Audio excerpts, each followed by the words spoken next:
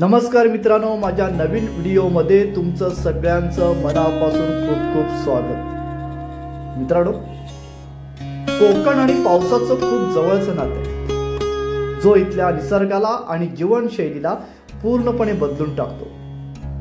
पावसाळ्यात संपूर्ण कोकण हिरवगार होत जातं। डोंगर, दऱ्या, खोरे, शेत निसर्गाच्या या बदललेल्या रूपाने नयनरम्य दिसतात। त्या निसर्गात थोडा तरी वेळ घालवा।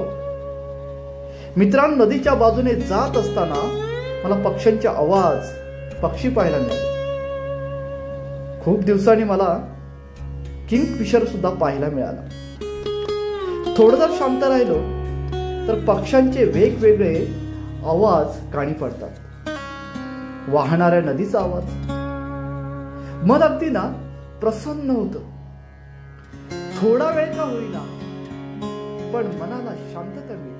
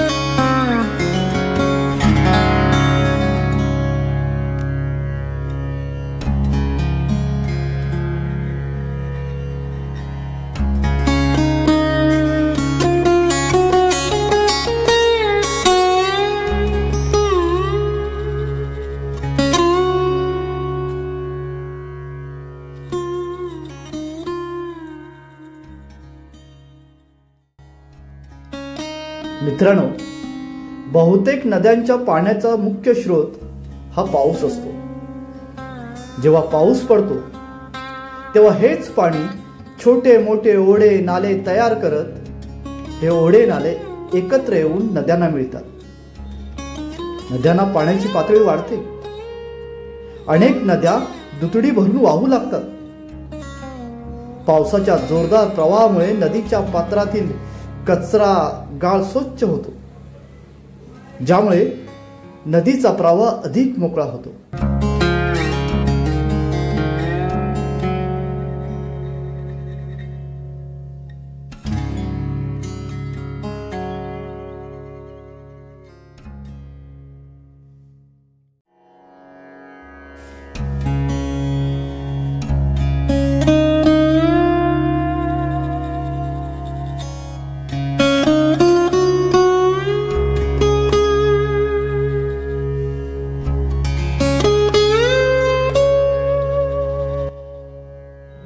मित्रांनो, हिरवळ अनेक प्राणी आणि पक्ष्यांसाठी घर असतं।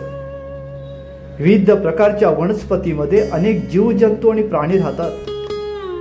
त्यामुळेच परिसरातील नैसर्गिक संतुलन टिकून राहते। हिरवळ आपल्या डोळ्यांना आणि मनाला शांती देते। हिरवीगार जागा पाहिल्याने तणाव कमी होतो आणि मन प्रसन्न होते।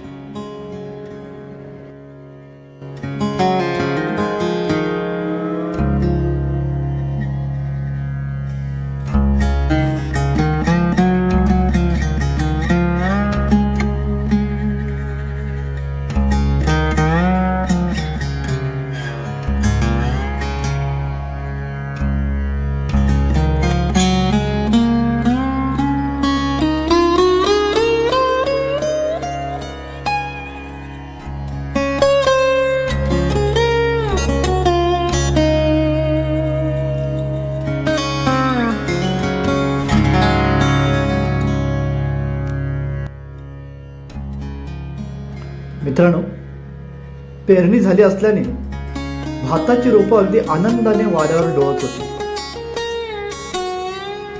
शेताच्या बांधावरील गवत काढण्यात मात्र शेतकरी मग्न होते। भाताची लावणी करण्यासाठी त्या चोंड्यातील गवत काढून मोकळे केले जात होते। हे गावातील सुख हे काही वेगळंच असतं। सकाळची पहाट, पक्ष्यांचा आवाज, गायी वासरे, हे मजा ना। आपल्या कोकणातच असते.